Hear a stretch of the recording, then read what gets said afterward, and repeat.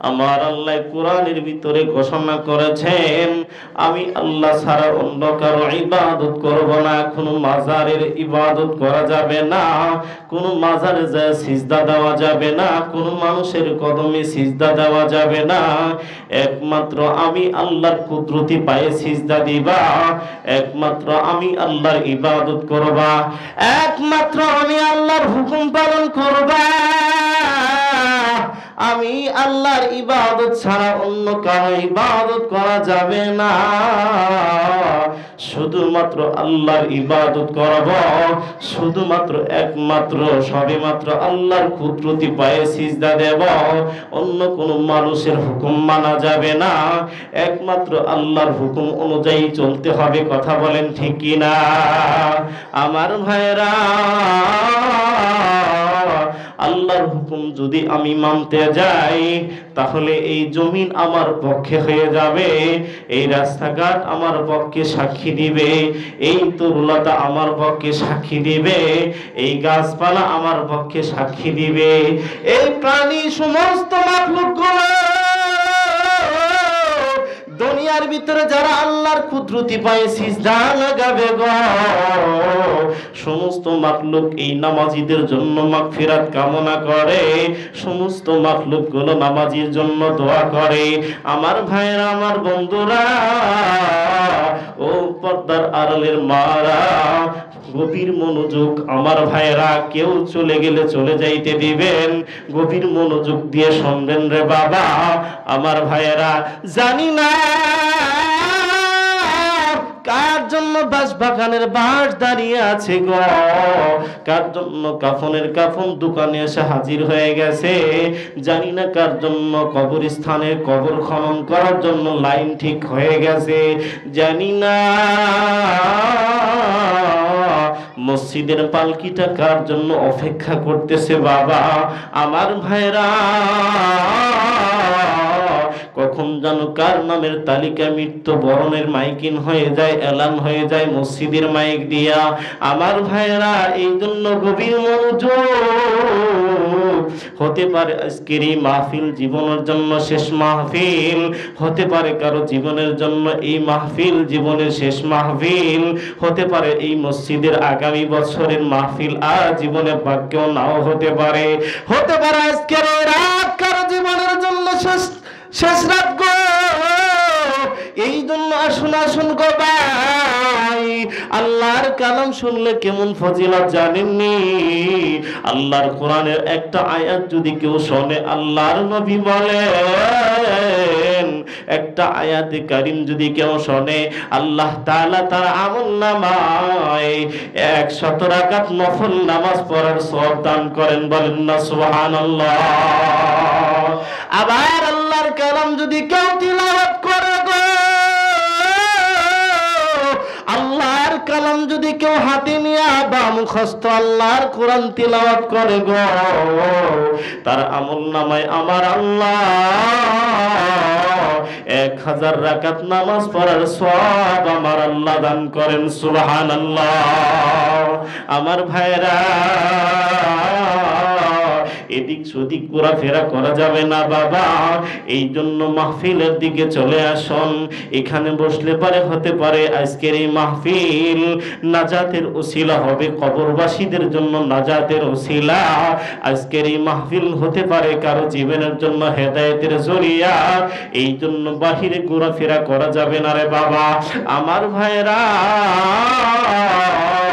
মসজিদে যখন বান্দারা নামাজ পড়তে আসে, যখন মুয়াজ্জিন সাহেব হাইয়া আলাস সালাহ হাইয়া আলাল ফালাহ বলে বলে ডাকে, যখন মসজিদে নামাজ পড়ার জন্য আসবে গো, এই রাস্তা দিয়ে শীতের দিনে কুয়াশার ভিতরে ঠান্ডা পানি দিয়া ওযু করে, যখন মসজিদে আল্লাহর হুকুম নামাজ আদায় করার জন্য বান্দা যখন হাঁটি হাঁটি পা পা করে যখন মসজিদে আসে, যে রাস্তা নিয়ে আসবে গো, যেই গাছের নিচ দিয়ে আসবে, যেই তরুলতার উপর দিয়ে হাঁটি হাঁটি পা পা করে মসজিদে আসবে, যে বিভিন্ন গাছের নিচ দিয়ে আসবে, বিভিন্ন তরুলতা গাছপালার উপর দিয়ে পাড়ায় আসবে, জমিনের উপর দিয়ে রাস্তার উপর দিয়ে হেঁটে হেঁটে মসজিদে আসবে, এই রাস্তাঘাট তরুলতা গাছপালা মসজিদের মাঠ সহ আল্লাহর ঘর মসজিদ সহ কিয়ামতের ময়দানে বান্দার জন্য সাক্ষী দিবে। চিৎকার দিয়ে বলুন সুবহানাল্লাহ। আমার ভাইয়েরা, টাকা পয়সা ইনকাম করে মাথার গাম পায়ে ফেলে ছেলে সন্তানদেরকে খাওয়াইতেছেন, এমন একদিন আসবে ছেলে কিন্তু পরিচয় দিবে না, মেয়ে কিন্তু পরিচয় দিবে না, স্ত্রী কিন্তু পরিচয় দিবে না, ছেলে মেয়ে আত্মীয় স্বজন কেউ কিন্তু পরিচয় দিবে না। আল্লাহর ঘর মসজিদে কেউ যদি নামাজ পড়ে, রাস্তাঘাট তার জন্য কিন্তু সাক্ষী হয়ে যাবে। সেই দিন বন্ধ হয়ে আল্লাহর ঘর মসজিদ দাঁড়িয়ে যাবে। মসজিদ আল্লাহর কাছে বলবে, আল্লাহ তোমার এই বান্দা শীতের ভিতরে কষ্ট করে কাঁপতে কাঁপতে ফজরের নামাজে যখন আসছে, ও আল্লাহ তোমার কুদরতি পায়ে সিজদা লাগাইছে, ও আল্লাহ তোমার এই বান্দাকে আমি মসজিদ সাক্ষী দিচ্ছি। কিয়ামতের ময়দানে এই মসজিদ সাক্ষী দিবে। ইয়াউমা ইজিন তুহাদ্দিসু আখবারহা, এই মসজিদ আল্লাহকে বলবে, আল্লাহ তোমার এই বান্দা গরমের দিনে এই দুপুরের সময় প্রচন্ড গরমের ভিতরে রোদকে অপেক্ষা করে, গরমকে অপেক্ষা করে বহুত কষ্ট করে জোহরের নামাজ আদায় করেছে, ওই শীতের দিনে কুয়াশার ভিতরে ঠান্ডা পানি দিয়ে ওযু করে, ও আল্লাহ কাঁপতে কাঁপতে মসজিদে আইসা তোমার কুদরতি পায়ে সিজদা লাগাইছে, ও আল্লাহ আমি সাক্ষী দিচ্ছি তোমার বান্দাকে মাফ করে দাও। চিৎকার দিয়ে বলুন সুবহানাল্লাহ। আমার ভাইয়েরা, এমন অনেক মুসল্লি মসজিদে নামাজ পড়েছে বাবা, অনেকেই এই মসজিদে নামাজ পড়েছে, কিন্তু অনেক মুসল্লি কিন্তু কবর দেশে চলে গেছে বাবা। কিন্তু অনেক মুসল্লি এই মসজিদে নামাজ পড়েছে, এখন নামাজ পড়তে পারে না। এমন একদিন আসবে আমিও আর আপনিও কবরে চলে যাব, এমন একদিন আসবে আমার নামটা আস্তে আস্তে মুছে যাবে, কেউ মনে রাখবে না। আমার ভাইয়েরা, এই জন্য সময় থাকতে আল্লাহর হুকুম 5 ওয়াক্ত নামাজ পড়া আল্লাহ ফরজ করেছেন। নামাজ আদায় করলে মিফতাহুল জান্নাতি সালাহ, নামাজ বেহেশতের চাবি। জোরে জোরে বলেন সুবহানাল্লাহ। আমার ভাইয়েরা, এই নামাজ যখন আমি পড়তে যাব গো, আল্লাহর পবিত্র কোরআন সাক্ষী দেয়, ইন্নাল্লাহ ইউহিব্বুত তাওয়াবিনা ওয়া ইউহিব্বুল মুতাতাহহিরিন। আমার ভাইরা, আল্লাহ পবিত্র জীবন দিকে আল্লাহর কাছে বড় পছন্দ করে। নামাজ পড়লে জীবন পবিত্র হয়, কলব পবিত্র হয়, গুনাহ মাফ হয়। নামাজ পড়লে আমার আল্লাহ খুশি হয়, পবিত্র জিন্দেগি পবিত্র হালত আল্লাহর কাছে পছন্দ বাবা। এই নামাজ যখন পড়তে যাবে বান্দারা, তখন কিন্তু বান্দা বান্দিরা ওযু করতে যায়। এ মা, কিসের জন্য নামাজ পড়বা না? কিসের জন্য যুবক ভাইরা নামাজ পড়বেন না? কিসের জন্য ওযু করবা না? ওযু করলে কি হয় জানোনি? জানোনি যখন বান্দা ওযু করতে যায়, আল্লাহর নবী বলেন 3 বার যখন হাত ধৌত করে, এই হাতের গুনাহগুলো আমার আল্লাহ ওযুর পানির দ্বারা পরিষ্কার করে দেয়। বলেন না সুবহানাল্লাহ। আবার যখন ওযু করার সময় 3 বার কুলি করবে রে বাবা। 3 বার কুলি করার কারণে আমার আল্লাহ ওযুর পানির বরকতে 3 বার কুলি করার কারণে এই জবানের গুনাহগুলো আমার আল্লাহ মাফ করে দেন। সুবহানাল্লাহ। আবার যখন কান মাসা করবে গো, কানের গুনাহ ওযুর পানির দ্বারা আমার আল্লাহ মাফ করে দেন, সুবহানাল্লাহ। আবার যখন পা ধৌত করবে গো, এই পায়ের গুনাহগুলো ওযুর পানির দ্বারা আমার আল্লাহ মাফ করে দিবেন, মাফ করে দিবেন। আমার ভাইয়েরা, ওযু করলে গুনাহ মাফ হয়, ওযু করলে গুনাহ মাফ হয়ে যায়, ওযু করলে পবিত্র হওয়া যায়, ওযু করলে গুনাহ মাফ হয়ে যায়, ওযু করলে আমার আল্লাহ খুশি হয়ে যায়। আমার ভাইরা, ওযু করলে কিভাবে গুনাহ মাফ হয়? ইমাম আযম আবু হানিফা রাহমাতুল্লাহি আলাইহি এক যুবককে কয়, যুবক রে, তুমি তো জিনা করেছো বাবা।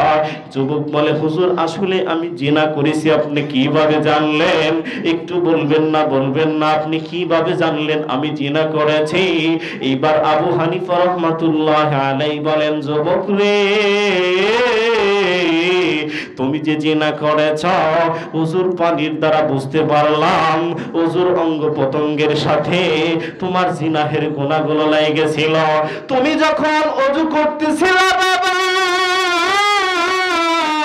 তোমার ওযু করার কারণে আমার আল্লাহ এই জিনাহের গুনাহগুলো ধুইয়া পরিষ্কার করে দিয়েছেন। চিৎকার দিয়ে বলুন সুবহানাল্লাহ। যুবক, তুমি তো চুরি করেছো বাবা। যুবক বললেন, হুজুর আসলে আমি চুরি করেছি, আপনি কিভাবে জানলেন? এইবার আবু হানিফা রাহমাতুল্লাহি আলাইহি ডাক দিয়ে বললেন, যুবক, তুমি যে চুরি করেছো বাবা, তোমার এই ওযুর অঙ্গ প্রত্যঙ্গের সাথে চুরির গুনাহগুলো লেগেছিল বাবা। তুমি যখন ওযু করতেছিলা, ওযুর অঙ্গ প্রত্যঙ্গ থেকে চুরির গুনাহগুলো ধুয়ে পরিষ্কার হয়ে গেছে। বলেন না সুবহানাল্লাহ। ওযু করলে গুনাহ মাফ হয়, ওযু করলে গুনাহ মাফ হয়, ওযু করলে আল্লাহ খুশি হয়। এই জন্য বেশি বেশি ওযু করলে গুনাহ মাফ হয়। আমার ভাইরা, বিলাল রাদিয়াল্লাহু তাআলা আনহু যে আল্লাহর নবী মিরাজ থেকে আয়েশা কয়, বিলাল তুমি কি আমল করো বলো না, বলো না, আমার আল্লাহ তোমার মর্যাদা বাড়াই দিছে। বিলাল রাদিয়াল্লাহু তাআলা আনহু কয়, বড় আমি কোনো আমল করি না, একটা শুধু আমল করি। কি আমল করো বিলাল, বড় না, বলো না। বিলাল রাদিয়াল্লাহু তাআলা আনহু বলেন, ইয়া রাসূলুল্লাহ,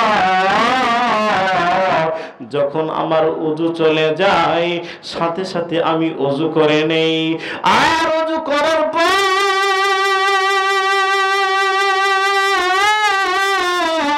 আমি 2 রাকাত তাহিয়াতুল ওযু নামাজ পড়ি। আল্লাহর নবী বলেন, এ বিলাল, তুমি সব সময় ওযু করার কারণে, ওযুর হালতে থাকার কারণে, ওযু চলে যাওয়ার সাথে সাথে ওযু করে নাও, পবিত্র হালতে থাকার কারণে আমার আল্লাহ তোমার এত মর্যাদা বাড়াইছে। বিলাল, তুমি থাকো জমিনে, আর তোমার পদধূলির আওয়াজ আমি জান্নাতের ভিতরে শুনতে পাইছি। চিৎকার দিয়ে বলুন সুবহানাল্লাহ। আমার ভাইরা,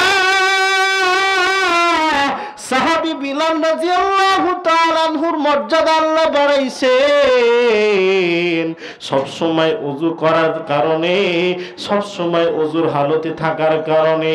আমার মা বোনেরা, বেশি বেশি ওযুর হালতে থাকবেন। ওযুর হালতে থাকলে কি হয় জানেননি? যতক্ষণ পর্যন্ত এ দেহের পোশাকটা পাক থাকবে, ততক্ষণ পর্যন্ত এ দেহের পোশাকটাও আল্লাহ জিকির করে, সুবহানাল্লাহ। আবার যখন ওযুর হালতে পাক অবস্থায় একজন বান্দা থাকে গো, এই বদনটা, দেহটা যখন পাক থাকবে গো, যখন আল্লাহর ইবাদতের পাশাপাশি বদনটা পাক রাখবে, ততক্ষণ পর্যন্ত ফেরেশতারা নেক আমল লিখতে থাকে। জোরে জোরে বলেন সুবহানাল্লাহ। ইবাদত করব কার? আল্লাহর ইবাদত করব বাবা, একমাত্র আল্লাহর ইবাদত করব, অন্য কারো ইবাদত করা যাবে না। ইবাদত করলে ফজিলত কি জানেননি? অনেকেই বলে নামাজ পড়ে কি লাভ হইল। আমার ভাইরা, এই এলাকার নওগাঁহাটি গ্রামের কিছু মানুষ জান্নাতে যাবে, আবার কিছু মানুষ জাহান্নামে যাবে গো। এক শ্রেণীর মানুষ যারা জান্নাতে যাইবে, জাহান্নামীদেরকে বলবে তোমরা জাহান্নামে আইছো কিসের জন্য? মা সালাকুকুম ফি সাকার, তুমি জাহান্নামে গেছো, আমি জান্নাতে আইলাম, কি কারণে তুমি জাহান্নামে গেলা? বলো না, বলো না। তারা বলবে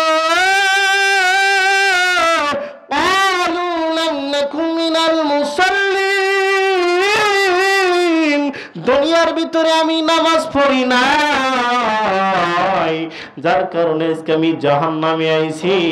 দুনিয়ার ভিতরে তুমি নামাজ পড়েছ, নামাজের বরকতে আমার আল্লাহ তোমাকে জান্নাত দান করেছেন। সুবহানাল্লাহ। এই জন্য নামাজ আল্লাহর হুকুম, নামাজ পড়তে হবে বাবা। আমার ভাইরা, নামাজে দাঁড়াইলে কেমন ফজিলত, কেমন ফজিলত। যখন বান্দা নামাজে দাঁড়ায় আল্লাহু আকবার বলেন না, আল্লাহু আকবার। বান্দা যখন নামাজে দাঁড়ায় আল্লাহু আকবার, তোমার আল্লাহ সবচেয়ে বড়, আল্লাহ সবচেয়ে বড়, আল্লাহ সবচেয়ে বড়। এই গাওয়া দিয়ে বান্দা যখন নামাজে দাঁড়ায় রে বাবা, আমার ভাইরা, আল্লাহর নবী বলেন এই গাওয়া দিয়ে বান্দা যখন নামাজে দাঁড়ায় তার গুনাহগুলো আমার আল্লাহ নামাজের বরকতে মাফ করে দেন। সুবহানাল্লাহ।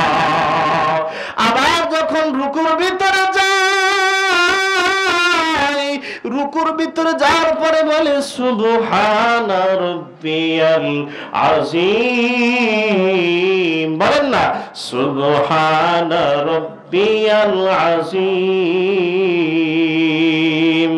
আমার ভাইরা,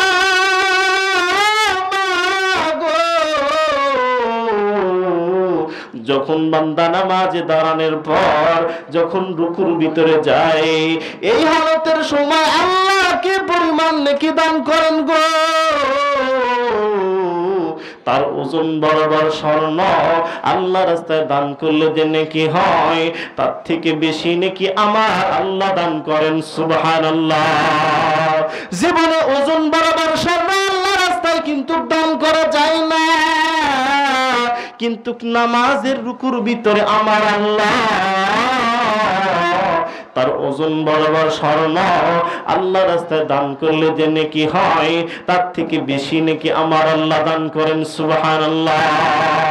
আবার সিজদার ভিতরে যারা যখন আল্লাহর কুদরতে পায় মাথা ঠেকায় গো, সুবহানা রাব্বিয়াল আ'লা বান্দা বলে, আমার আল্লাহ বান্দার প্রতি এত খুশি হন যখন বান্দা আল্লাহর কুদরতি পায়ে মাথা ঠেকায়া আল্লাহর পবিত্রতার ঘোষণা দেয়।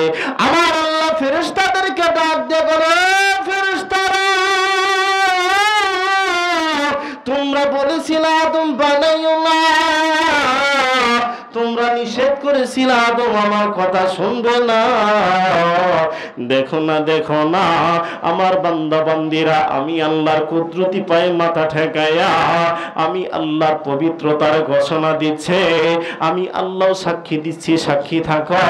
সাব্বাহতানি সাব্বাহতানি, আমি আল্লাহ নাকি পবিত্রতা, আমি আল্লাহ নাকি পবিত্র। আমি আল্লাহর কুদরতি পায়ে মাথা ঠেকায়া আমি আল্লাহর পবিত্রতার ঘোষণা দিল আমার বান্দা বান্দিরা।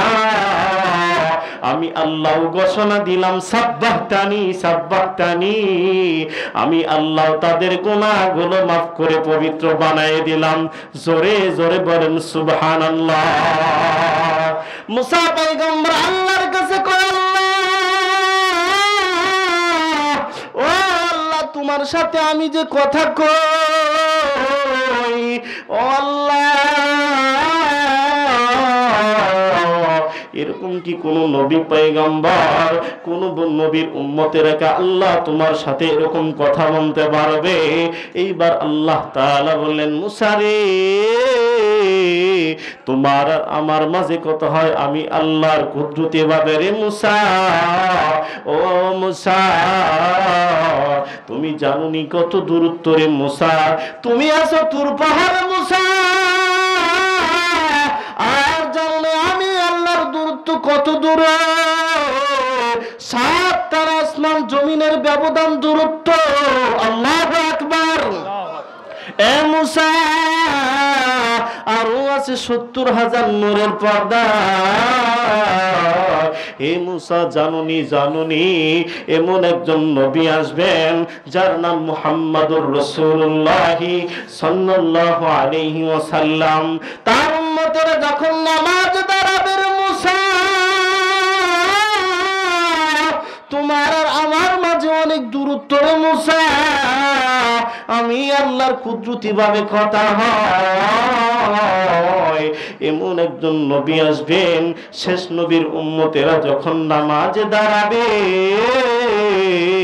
আমি আল্লাহ ফেরেশতাদেরকে বলবো, উম্মতি মুহাম্মাদি নামাজে দাঁড়াইছে, আমি আল্লাহর কুদরতি পায়ে মাথা ঠেকায়া, আমি আল্লাহর কুদরতি পায়ে মাথা ঠেকাইছে।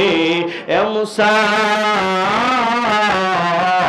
একটা না দুইটা না 70,000 নূরের পর্দাগুলো উঠাইয়ে দিয়ে চিৎকার দিয়ে বলুন সুবহানাল্লাহ। হে মুসা, আমার মাঝে আর বান্দার মাঝে কোনো পর্দা থাকবে না। আল্লাহু আকবার। উম্মতে মুহাম্মাদি যখন নামাজে দাঁড়াবে সেই দিন আমার মাঝে মুসা, আমি আল্লাহর মাঝে, উম্মতি মুহাম্মাদির মাঝে কোনো পর্দা থাকবে না। আমার আর বান্দার মাঝে সরাসরি একাকার হয়ে যাবে। চিৎকার দিয়ে বলুন সুবহানাল্লাহ। মাথায় টুপি মুখে দাড়ি নামাজ পড়িব, বলেন না, মাথায় টুপি মুখে দাড়ি নামাজ পড়িব, মাথায় টুপি মুখে দাড়ি জুব্বা পড়িব, আল্লাহ তোমার জান্নাতে যাব, আহা আল্লাহ তোমার জান্নাতে যাব। মাথায় টুপি মুখে দাড়ি ওযু করিব, মাথায় টুপি মুখে দাড়ি নামাজ পড়িব, আল্লাহ তোমার জান্নাতে যাব, আহা আল্লাহ তোমার জান্নাতে যাব। মাথায় টুপি মুখে দাড়ি কোরআন পড়িব, মাথায় টুপি মুখে দাড়ি হাদিস পড়িব, আল্লাহ তোমার জান্নাতে যাব, আহা আল্লাহ তোমার জান্নাতে যাব। আমার ভাইরা, আমার বন্ধুরা, ও মা, সন্তানকে নামাজ শিক্ষা দিতে হবে। তুমি যখন নামাজে দাঁড়াইবা সন্তানকে পাশে দাঁড় করাইয়া দিবা, আমার আল্লাহ খুশি হয়ে যাবে। ও বাবা, তুমি যখন মসজিদে আসবা সন্তানকে মসজিদে নিয়ে আসবা।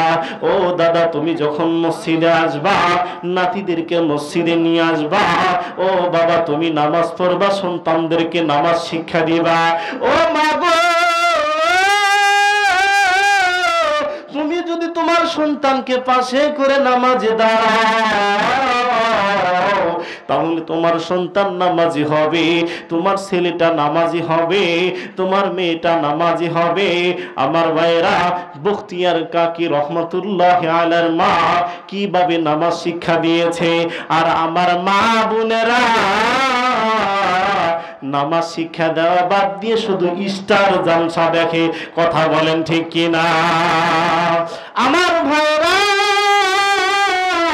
বখতিয়ার কাকি রহমাতুল্লাহ আলাইহির মা কিভাবে সন্তানকে নামাজ শিক্ষা দিয়েছেন, সন্তানকে এইভাবে নামাজ শিক্ষা দিয়েছেন।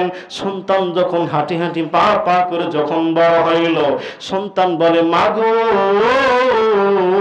আমাকে খাবার দাও, খাবার দাও। মা বলে, খাবার তো আমার কাছে নাই, খাবার দেওয়ার মালিক হলো আমার আল্লাহ। জোরে জোরে বলেন সুবহানাল্লাহ। ও মা,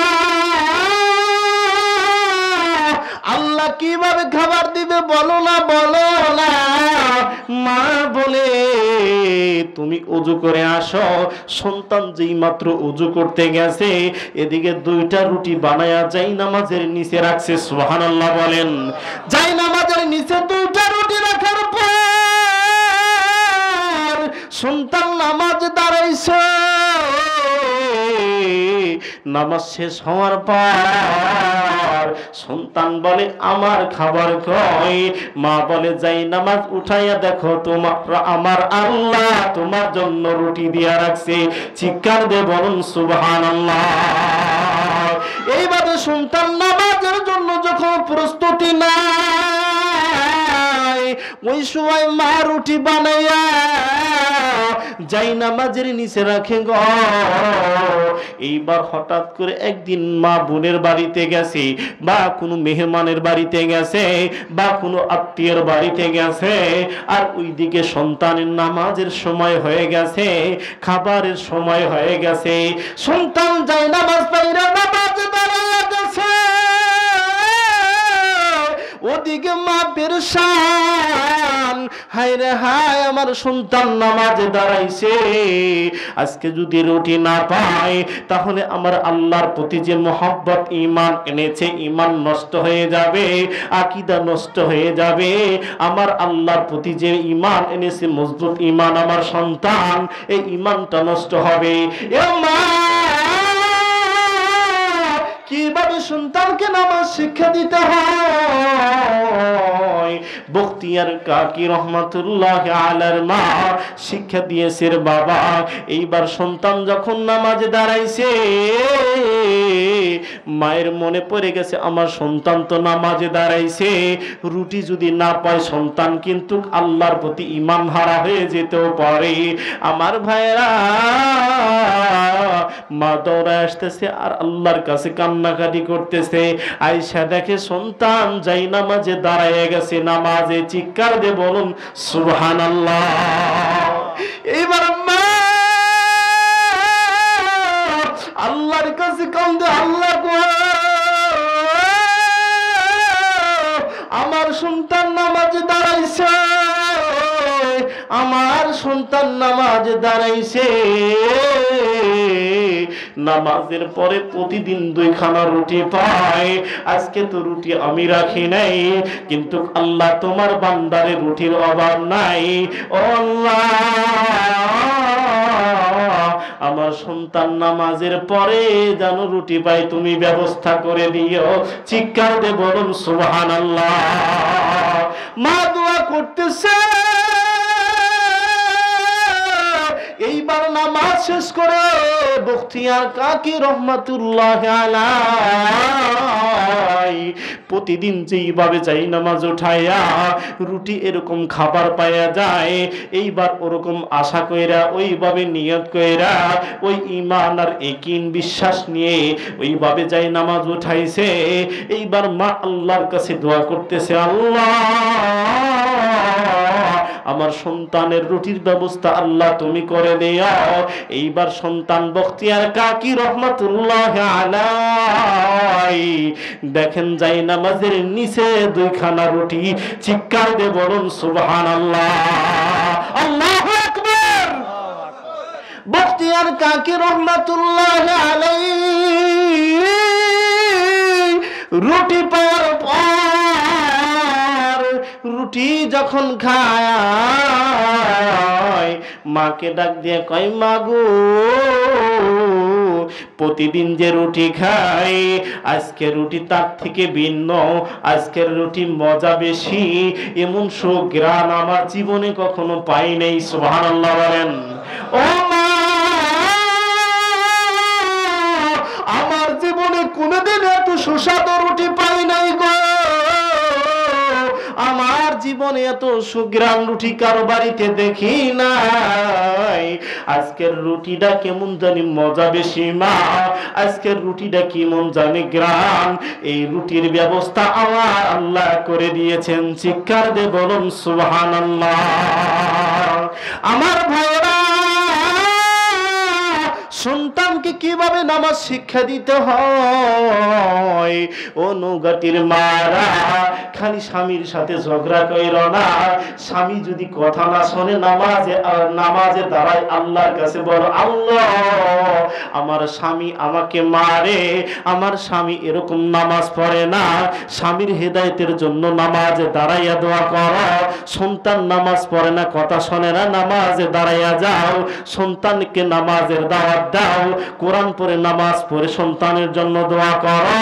বখতিয়ার কাকি রহমতুল্লাহ আলাইহির মা সন্তানকে কিভাবে কোরআন শিক্ষা দিয়েছে, কিভাবে নামাজ শিক্ষা দিয়েছে। মা বখতিয়ার কাকি রহমতুল্লাহ আলাইহির মা যখন বখতিয়ার কাকি রহমতুল্লাহ আলাইহির বয়স 5 বছর বা 6 বছর, ওই সময় বখতিয়ার কাকি রহমতুল্লাহ আলাইহির মা সন্তানকে ইমাম সাহেবের কাছে বা মক্তবের হুজুরের কাছে নিয়ে গেছে যে আমার সন্তানকে এভাবে আলিফ বা তা শিক্ষা দেন, আমার সন্তানকে কোরআনুল হাকিম শিক্ষা দেন, আমার সন্তানকে আরবি শিক্ষা দেন। এইবার বখতিয়ার কাকি রহমাতুল্লাহ আলাইহি যখন ইমাম সাহেব বা উস্তাদ হুজুর, যখন হাফেজ সাহেব বা মাওলানা সাহেব এইভাবে শিক্ষক যখন বলতেছে, বাবা বলো আলিফ, বলেন না আলিফ বা তা থা, এইভাবে যখন শিক্ষা দিচ্ছে, আমার ভাইরা বখতিয়ার কাকি রহমাতুল্লাহ আলাইহি আলিফ বা তা সা পড়ে না, আলিফ বা তা সা পড়ে না। হঠাৎ করে বের হয়ে গেছে সূরা ফাতিহা থেকে এক বসায় 15 পারা উস্তাদকে শোনায় দিয়েছে। চিৎকার দিয়ে বলুন সুবহানাল্লাহ। বখতিয়ার কাকির উস্তাদ কই, তোমার মা আলিফ বা তা শিক্ষা দেওয়ার জন্য আমার কাছে নিয়ে আসলো, এখন তো দেখি তুমি 15 পারা হাফেজ, অথচ তোমার মা বাবা তোমাকে, তোমার মা তোমাকে আলিফ বা তা শিক্ষা দেওয়ার জন্য আমার কাছে দিয়ে গেছে। বাবা চলো না তোমার মার কাছে যাই। এবার বখতিয়ার কাকির মাকে কয়, বখতিয়ার কাকির মারে আর তোমার সন্তানকে আলিফ বা তা শিক্ষা দেওয়ার জন্য আমার কাছে দিয়ে গেল, অথচ তোমার সন্তান তো 15 পারা কোরআনের হাফেজ। সুবহানাল্লাহ। মা কয় আমি জানি না। আল্লাহু আকবার। আমি তো জানি না, আমি জানি না আমার সন্তান 15 পারা কোরআনের হাফেজ, আমি কোনো সময় জানি না। এইবার বখতিয়ার কাকি রহমতুল্লাহ আলাইহির মা বলতেছে, আমার সন্তানকে যখন আমি গর্ভে রেখেছি বা আমি যখন বুকের দুধ পান করাইছি, ওই সময় আল্লাহর কালাম 15 পারা তিলাওয়াত করেছি। চিৎকার দিয়ে বলুন সুবহানাল্লাহ। আমার ভাইরা বখতিয়ার কাকি রহমাতুল্লাহ আলাইহির মা বলেন, আমি যখন সন্তানকে বুকের দুধ পান করাইছি তখন আল্লাহর কালাম তিলাওয়াত করেছি। এই কোরআনের বরকতে আমার সন্তানকে আমার আল্লাহ 15 পারা কোরআনের হাফেজ বানিয়ে দিয়েছে। চিৎকার দিয়ে বলুন সুবহানাল্লাহ। ও মা গো, কিসের জন্য সন্তানকে কোরআন শিক্ষা দিবা না? কিসের জন্য এভাবে সন্তানকে নামাজ শিক্ষা দিবে না? ও যুবক ভাই, কিসের জন্য নামাজ পড়বা না? আমার আল্লাহ ইবাদত করার জন্য দুনিয়ার ভিতরে পাঠাইছে বাবা, এই জন্য আল্লাহর হুকুম 5 ওয়াক্ত নামাজ পড়তে হবে। যখন বান্দা নামাজ দাঁড়ায় আমার আল্লাহ কত খুশি হয় জানেননি? ফজরের নামাজ যখন আযানের ওয়াক্ত হয়ে যায়, আমার আল্লাহ জান্নাতি একটা মালা নিয়ে কুদরতি হাতে দাঁড়িয়ে যায়। চিৎকার দিয়ে বলুন সুবহানাল্লাহ। এ বান্দা, জীবনে গুনাহ করেছো, জীবনে অন্যায় করেছো বান্দা, আসো না, আসো গুনাহ থেকে মুক্তি চাও, আমি আল্লাহর কুদরতে পায়ে সিজদা লাগাও, আমি আল্লাহর কুদরতে পায়ে সিজদা লাগাও। জীবনকে পবিত্র বানাইতে চাও, কলবটাকে পবিত্র বানাইতে চাও, আসো ফজরের নামাজ পড়ো, আমি আল্লাহ তোমাকে জান্নাতের মালাখানা পরিয়ে দেব। চিৎকার দিয়ে বলুন সুবহানাল্লাহ। কেমন করে ঘুমাও তুমি ও মানুষ, কেমন করে ঘুমাও তুমি ফজর করে কাজা, এমন তো হতে পারে জহরে জানাজা তোমার, এমন তো হতে পারে জহরে জানাজা। ঠিক কিনা? মা বাবার প্রতি ইহসান করো, সুবহানাল্লাহ বলেন। মা বাবার প্রতি সৎ ব্যবহার করো, নরম ব্যবহার করো, ভদ্র ব্যবহার করো। একমাত্র আমার আল্লাহর আদেশ, আল্লাহর আদেশ। মা বাবার সাথে খারাপ ব্যবহার করা যাবে না, মা বাবার সাথে কখনো খারাপ ব্যবহার করা যাবে না। আল্লাহর ইবাদত করার পরই হলো মা বাবার স্থান। জোরে জোরে বলেন সুবহানাল্লাহ। দুইজন সত্তা, এক নম্বর সত্তা হলো আমার আল্লাহ, যিনি আমাকে সৃষ্টি করেছেন। দুই নম্বর সত্য হলো মা বাবা, যে মা বাবার মাধ্যমে আমি দুনিয়ার ভিতরে এসেছি। যে মাকে কিন্তু কষ্ট দেওয়া যাবে না। মার দোয়া কিন্তু এইভাবে কারেন্টের থেকেও বেশি পাওয়ার আমার ভাইয়েরা, বিদ্যুতের থেকেও কিন্তু বেশি পাওয়ার আমার ভাইয়েরা। আর আমার ভাইয়েরা, মা বাবার দোয়া ছাড়া কিন্তু কেউ বড় পীর হতে পারে নাই, মা বাবার দোয়া ছাড়া কেউ বড় চাকরিজীবী হতে পারে নাই, মা বাবার দোয়া ছাড়া কেউ আলেম হতে পারে নাই, মা বাবার দোয়া ছাড়া কেউ হাফেজ কোরআন হতে পারে নাই। কথা বলেন ঠিক কিনা? ইমাম বুখারী রাহমাতুল্লাহ আলাইহি চোখ অন্ধ হয়ে গেছে। ইমাম বুখারী রাহমাতুল্লাহ আলাইহির মা আল্লাহর কাছে সিজদায় পড়ে দোয়া করতেছে, আল্লাহ যতক্ষণ পর্যন্ত আমার সন্তানের চোখটাকে ভালো না করে দিবা, ততক্ষণ পর্যন্ত আমি ইমাম বুখারীর মা সিজদা থেকে মাথা উঠাবো না। চিৎকার দিয়ে বলুন সুবহানাল্লাহ।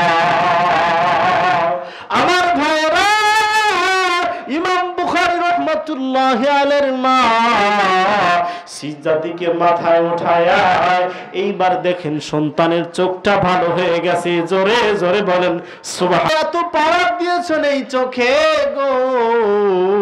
ইমাম বুখারী চাঁদের আলো বসে বসে হাদিস লিখতেন, সুবহানাল্লাহ বলেন। তখন কুফা ছিল না, বাতি ছিল না, বাতির আলো লাগে নাই, কুফার আলো লাগে নাই।